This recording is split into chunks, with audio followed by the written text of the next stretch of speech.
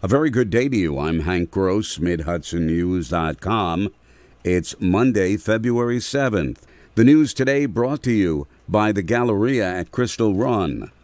Governor Kathy Hochul will be in Kingston this afternoon to assess the damage from that massive ice storm that hit the region this weekend.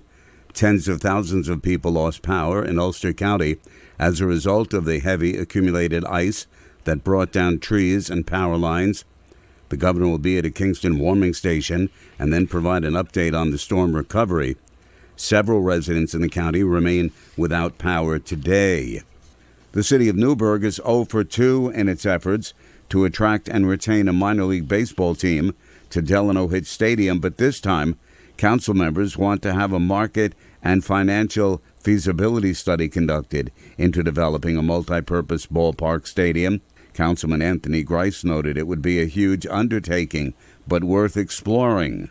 There have been some other minor league teams that have come here that have been unsuccessful. We also do understand that we want community input. Funding for the $50,000 study is included in the city's 2022 budget.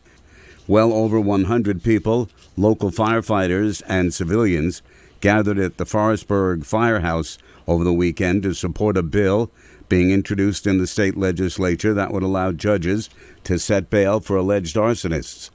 The proposed legislation comes following the line-of-duty death of Forestburg Assistant Chief William Billy Steinberg on January 15th. Steinberg's father, Jim, a former fire chief himself, suggested the change to the no-bail law.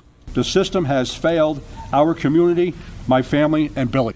32-year-old Mohammed Islam of Brooklyn was arrested for allegedly setting that fire and two others just days before. Because of the state criminal justice reform pushed by the New York City Democratic lawmakers in Albany, Islam was released without bail on the first two fires. Developers of the Pelton Manor project in the city of Poughkeepsie's Mount Carmel district have modified their plans to reimagine the once stately structure into an arts center. Original plans by developers Stephen Tinkelman and Wayne Nussbaum were to create apartments in the 1859 mansion. The new plans are expected to be more in line with the neighborhood, says Nussbickel.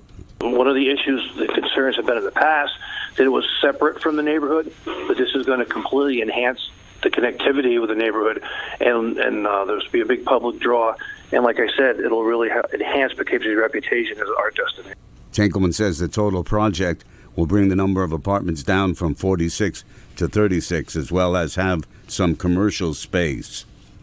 A New York City man's been arrested and charged with driving while intoxicated and aggravated DWI, both misdemeanors, and 2 counts of driving while intoxicated with a child in the vehicle, a felony.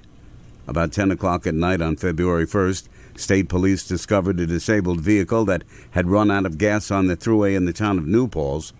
While interviewing the driver, identified as 45-year-old Eric Ramos of New York City, it was determined he was intoxicated, had a suspended license, and had 2 13-year-old children in the car. The children were given a ride to the police station and turned over to a family member. Ramos was taken into custody, transported to the Kingston Barracks, where his blood alcohol content was determined to be 0.18%. The legal limit is 0.08%. He was charged and released to a sober third party and issued appearance tickets returnable to town court next month. I'm Hank Gross, MidHudsonNews.com.